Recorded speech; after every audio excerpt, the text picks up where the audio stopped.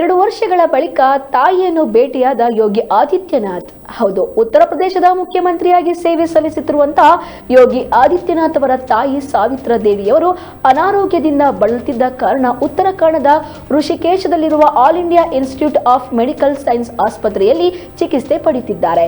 ಹೀಗಾಗಿ ಮುಖ್ಯಮಂತ್ರಿ ಯೋಗಿ ಆದಿತ್ಯನಾಥ್ ಅವರು ವರ್ಷಗಳ ಬಳಿಕ ತನ್ನ ತಾಯಿಯನ್ನು ಆಸ್ಪತ್ರೆಯಲ್ಲಿ ಭೇಟಿ ಮಾಡಿ ತಮ್ಮ ತಾಯಿಯ ಯೋಗಕ್ಷೇಮ ವಿಚಾರಿಸಿ ಸುಮಾರು 20 ನಿಮಿಷಗಳ ಕಾಲ ತಮ್ಮ ತಾಯಿಯ ಜೊತೆ ಮಾತನಾಡಿ ಸಮಯ ಕಳೆದಿದ್ದಾರೆ.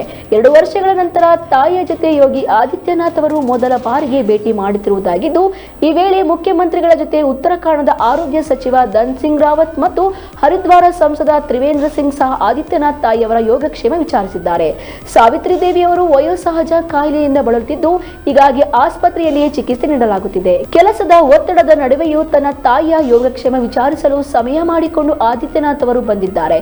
ಇವರು ತಮ್ಮ ತಾಯಿಯನ್ನು ಅತ್ಯಂತ ಪ್ರೀತಿಯಿಂದ ಗೌರವಿಸುವಂತವರು ಆಗಿದ್ದವರು. ಉತ್ತರ ಪ್ರದೇಶದ ಮುಖ್ಯಮಂತ್ರಿಯಾಗಿ ಕೆಲಸ ನಿರ್ವಹಿಸುತ್ತಿರುವುದರಿಂದ ತಮ್ಮ ತಾಯಿಯನ್ನು ಭೇಟಿಯಾಗಲು ಸಾಧ್ಯವಾಗದೆ ಇಂದು ಆಸ್ಪತ್ರೆಗೆ ಧಾವಿಸಿದ್ದಾರೆ.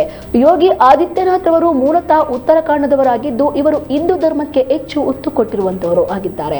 ಆದಿತ್ಯನಾಥ್ ಅವರು ಕುಟುಂಬದವರು ಪೌರಿ ಗಢವಾಲ್ನ ಪೌಚರ್ ಗ್ರಾಮದಲ್ಲಿ ನೆಲೆಸಿದ್ದು, ಈ ಹಿಂದೆ 2022ರಲ್ಲಿ ತಮ್ಮ ಕುಟುಂಬದವರಿರುವ ಗ್ರಾಮಕ್ಕೆ ಭೇಟಿ ನೀಡಿ ತಮ್ಮ ತಾಯಿಯ ಆಶೀರ್ವಾದ ಪಡೆದುಕೊಂಡಿದ್ದರು. ನಂತರ ಇಂದು ಆಸ್ಪತ್ರೆಗೆ ಭೇಟಿ ನೀಡಿ ತಾಯಿಯ ಯೋಗಕ್ಷೇಮ ವಿಚಾರಿಸಿ ತಾಯಿಯ ಜೊತೆ ಸಮಯ ಕಳೆದಿದ್ದಾರೆ.